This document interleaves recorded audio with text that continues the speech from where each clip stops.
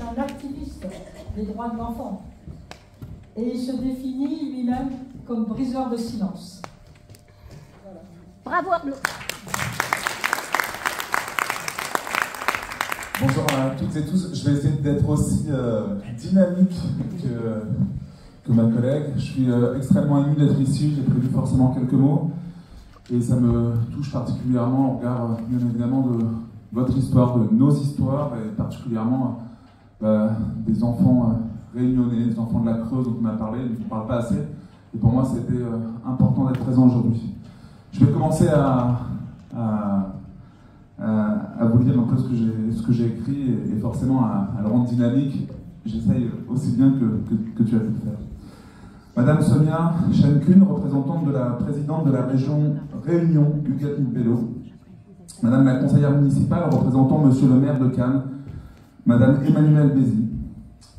Monsieur Philippe Vital, président de l'ancienne commission nationale sur les enfants de la Réunion de la Creuse. Madame Elisabeth Rabesandranatana, présidente de l'association Justice et Initiative. Et Monsieur Laurent Sermet, vice-président. Monsieur Guido Fury de la fondation suisse éponyme. Mesdames et messieurs les élus en vos titres et fonctions, et mesdames et messieurs les journalistes, chers compatriotes, chers Valérie, en sont devenus, redevenus, 58 ans après la déportation, c'est un mot qui me tient à cœur et sur lequel je reviens. Marie-Germaine Périgone, chers enfants, chers anciens enfants placés, c'est avec honneur et émotion que je me tiens devant vous, et je le dis avec force, je fais le déplacement, mais vraiment ça me tenait particulièrement à cœur, j'ai pas hésité.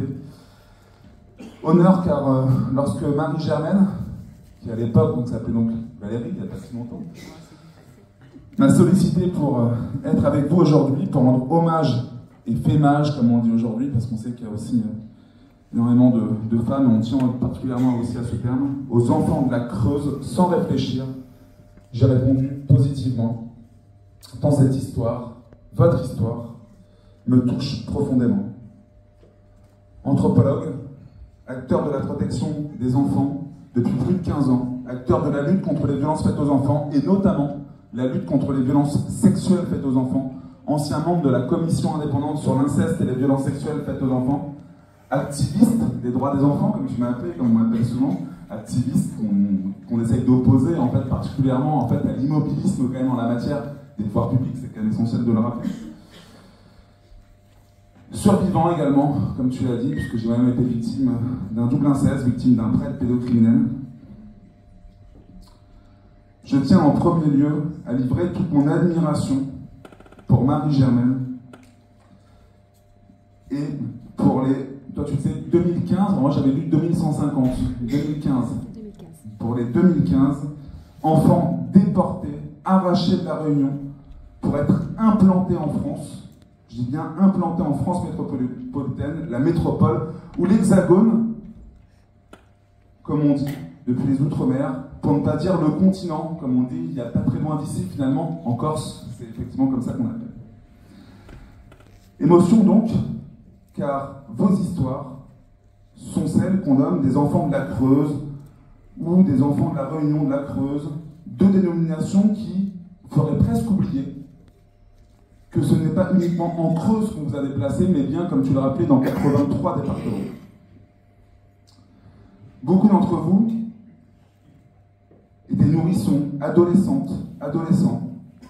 Vous avez été cédés à des familles adoptives, après décharge de l'autorité parentale, décharge, et c'est important de le rappeler, on émet quand même de sérieux doutes sur les questions effectivement de décharge, mais c'est pas moi qui le dis, puisque c'est la commission elle-même qui en parle. Les plus grands, souvent noirs ou métis, sont envoyés dans les centres d'accueil, à Guéret en Creuse, à Quézac dans le Cantal, à Albi dans le Tarn, à l'Espignan dans l'Hérault.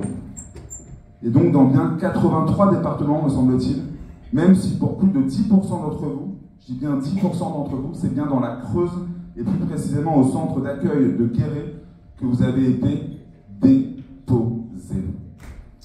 Cédés, déposés. Ce sont des mots choisis. Céder signifie abandonner. se conformer à la volonté de quelqu'un. C'est bien de cela dont il s'agit. Déposer tout simplement parce que l'État français et les 83 départements ont délibérément décidé de vous considérer comme objet. Niant vos droits, certes quelques années avant la ratification de la Convention internationale des droits de l'enfant, adoptée par l'Organisation des Nations Unies le 20 novembre 1989, il y a donc 35 ans, et ratifiée par la France le 7 août 1990. Rendre hommage et témoignage aux enfants de la Creuse, un 20 novembre, journée internationale des droits de l'enfant, c'est tout un symbole. Un symbole de réparation pour chacune et chacun des 2015 enfants de la Réunion déportés dans la Creuse entre 1962 et 1984. Donc pas que la Creuse, comme je le disais avant. Et un symbole également de réparation collective.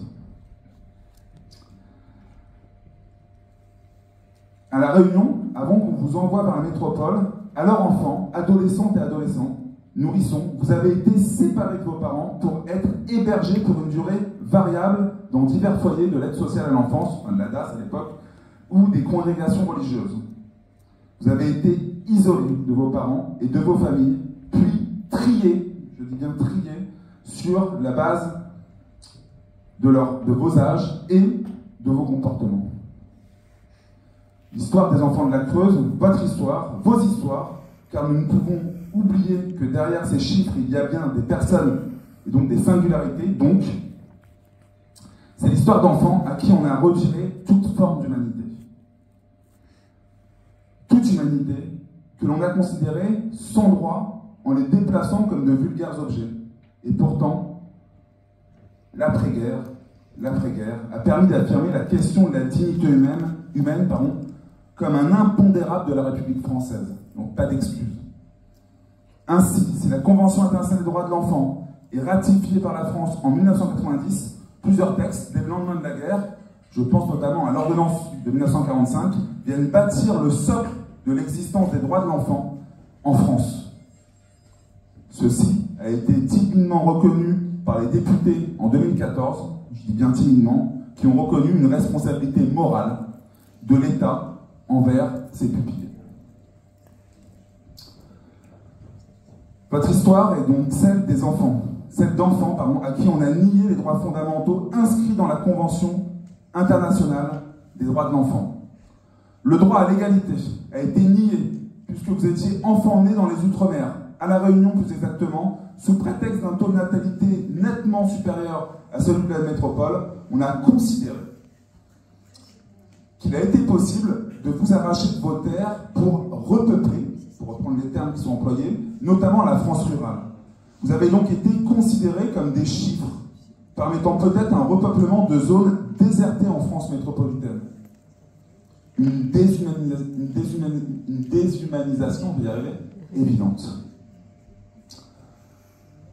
Le droit à avoir une identité a été nié. Deuxième droit fondamental quand même de la Convention. Je pense évidemment au changement de nom. L'exemple de Marie-Germaine en est la preuve vivante. Et pas que, bien évidemment. Mais on a également tenu à nier votre identité culturelle. En vous déracinant de vos terres et en vous implantant tel qu'on pourrait le faire avec des plantes, donc, au sein de nouvelles terres.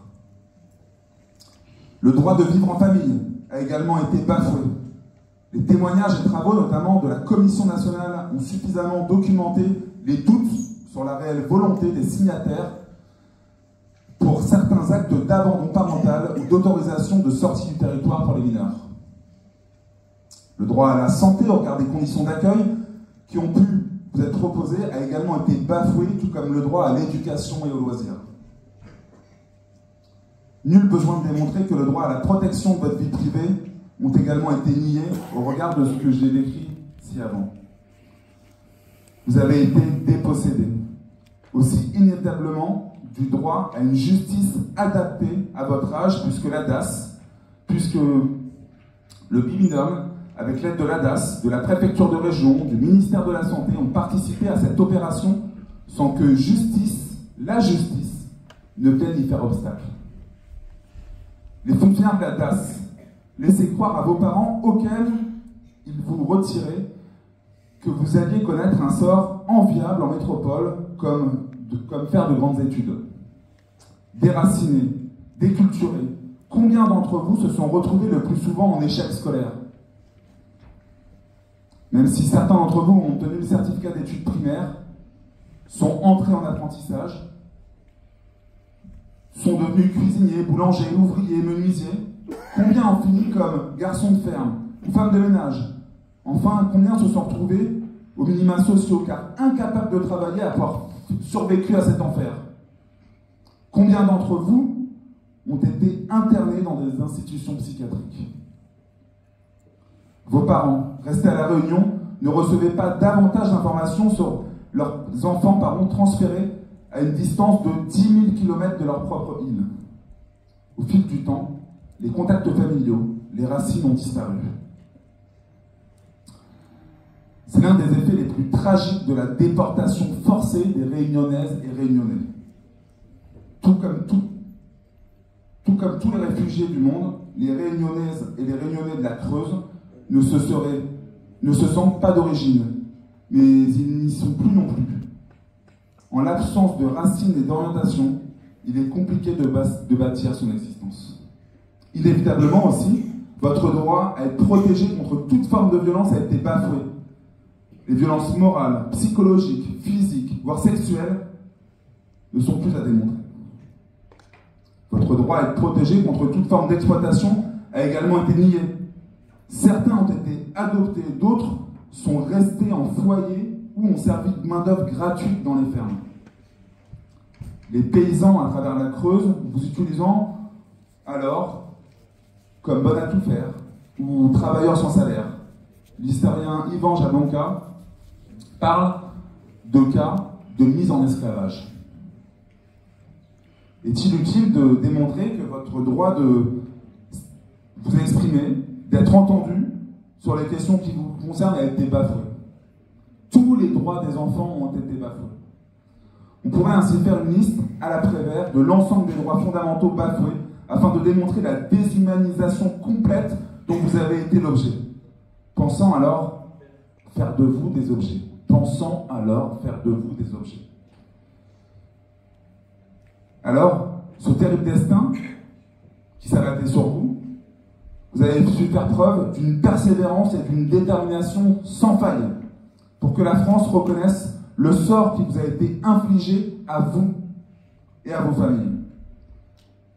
Pour vous, mais pas que pour vous, je dis bien pas que pour vous, pour que plus jamais aucun enfant n'ait à subir ce que vous avez vécu. La fameuse verbatim du rapport de la commission indépendante sur l'inceste et les violences sexuelles faites aux enfants, je parle pour moi et pour protéger les autres enfants. Vous avez su vous mobiliser vos énergies, vos corps, vos histoires, pourtant bien mises à mal pour exiger ce que je nommerai une commission vérité, symbolisée par la mise en place de la commission d'information et de recherche sur les enfants de la Creuse, dont l'ancien président sera présent aujourd'hui, si j'ai bien compris, en visio. Une démarche inspirante et qui doit donc nous inspirer au regard des chiffres vertigineux des violences faites aux enfants. Une démarche de réparation collective qui doit permettre aussi à la société de grandir en apprenant la vérité de l'abominable sort qui vous a été réservé. Une société qui devrait faire de la protection des enfants et de l'application de leurs droits une priorité absolue. Une démarche qui visait ni plus ni moins à s'appuyer sur le témoignage expérientiel des victimes, d'enfants devenus adultes. Ainsi, la commission a répondu au besoin d'un travail de mémoire sur l'exil forcé de vous, enfants, dont le traumatisme perdure. Le rapport reconnaît la responsabilité morale de l'État français et la défaillance de l'aide sociale à l'enfance. La question de la responsabilité juridique et l'indemnisation du préjudice reste ouverte. Une recherche-action a été mise en œuvre depuis, et afin d'explorer de multiples problématiques afférentes au traumatisme de la vie que constitue pour vous, enfants de la Creuse, la déportation dont vous avez été victime. En somme, vous nous montrez aussi le chemin Vous nous montrez donc le chemin d'un espoir possible. L'espoir de ne plus nier le sort réservé aux enfants afin de protéger les enfants d'aujourd'hui et de demain. J'ai une forte pensée, permettez-moi de l'avoir ici, pour les enfants de la Creuse, pour les enfants réunionnaises et réunionnais de la Creuse, vos camarades qui ne sont plus là aujourd'hui, qui pour certaines et certains d'entre eux se sont suicidés. Pour votre force, votre détermination, qui m'amène ici à vous dire toute l'admiration que j'ai pour chacune et chacun d'entre vous, pour votre dévouement pour tous les enfants en ce 20 novembre 2024. Alors que la Convention internationale des droits de l'enfant célèbre ses 35 ans, pour tous les enfants, je tenais tout simplement à vous dire merci.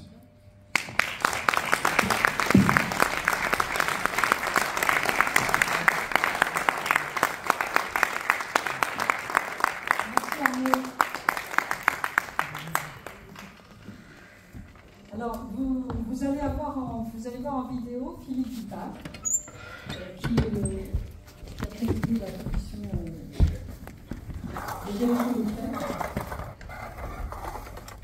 Et Philippe Vital est un sociologue, professeur à l'université de Marseille, et il travaille sur les questions de mémoire, de mobilité, de culture juvénile dans l'espace indiano-océanique, spécialement à La Réunion.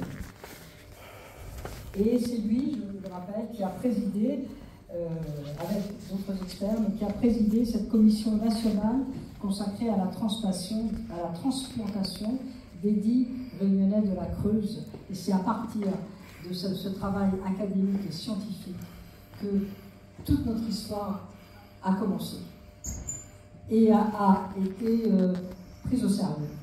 C'est le démarrage de toute notre aventure.